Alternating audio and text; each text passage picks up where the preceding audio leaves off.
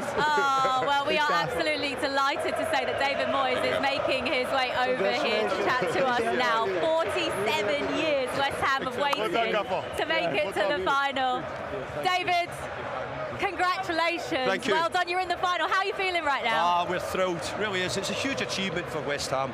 You know, it's hard enough to get to any final, never mind a European final. And let's be fair, like West Ham, I don't know, I think was it 45 years or somewhere here 47. when the last time.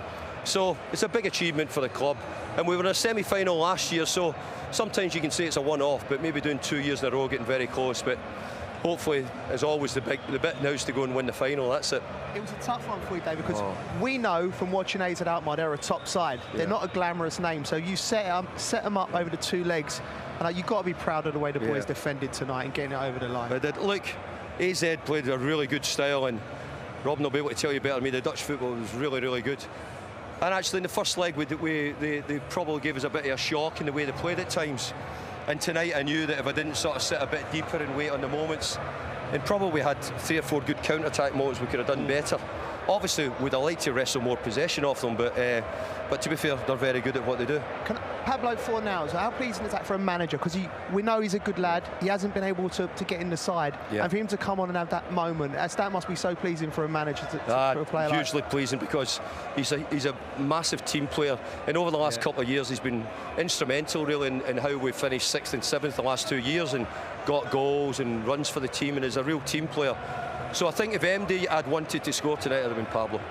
David, just before you joined us, Robin was just saying how delighted he is for you to reach this final after the year you spent together at Manchester United. Robin scored me a hat-trick when we beat Olympiacos, was because one of my main feats was to get Man United to a quarter-final of the Champions League, which wasn't probably not good enough for Man United, but still not a bad place to get to. So Robin scored a hat-trick in the Olympiacos game. I'm really happy with you, David. I think you deserve it.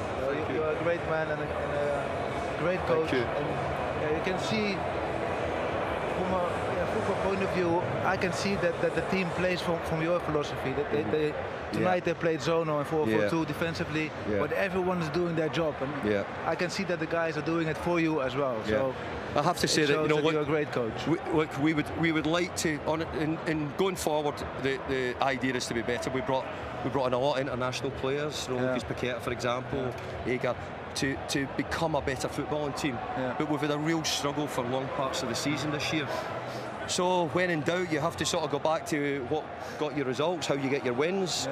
And look, let's be fair, football, you know, and the guy who one of the managers I'd admire so much, after Sir Alex, would be Jose Mourinho. Jose Mourinho's teams would never think of he would turn up and find a way of winning. So we had to turn up tonight and find a way of winning, and thankfully we've done that. Yeah, you did that. David, definitely. obviously, look, we put a lot into this and going forward. And how about your staff? How are they feeling right now? What are they like in there? Because I know you've got quite a close-knit team. You know what? If you're fortunate, you played for teams who win regular, you know what it's like in the dressing room. We've had an incredible sort of 10 minutes there.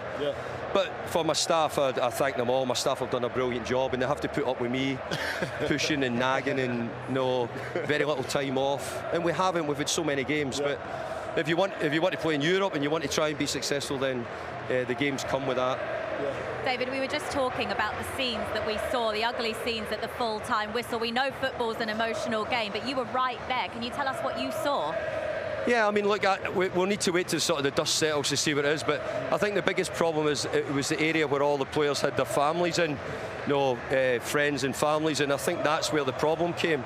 And a lot of the players were getting angry because they couldn't get to see if they were okay. But look, well, I don't know. We need to wait and ask the officials what really happened. Absolutely. So now, a place in the final, June the 7th in Prague. We know how desperate you are to go on and win this trophy, David. But tonight, tell us how you're going to be celebrating. That's what we all want to know. Look, we've all. Where are you going?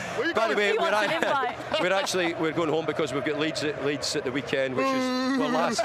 No, I can tell the players are like that as well. But look, that's football, and they keep coming around. But I think the London Stadium will be great on Sunday. So And yet they're great. They're great. Supporters are great tonight. They really are. Terrific.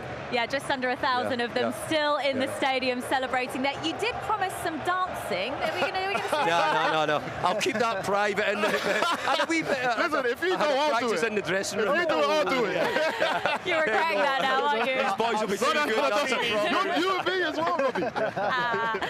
David, thank you so Thanks very much. Massive great congratulations. To see you again in Prague. We will see you in Prague.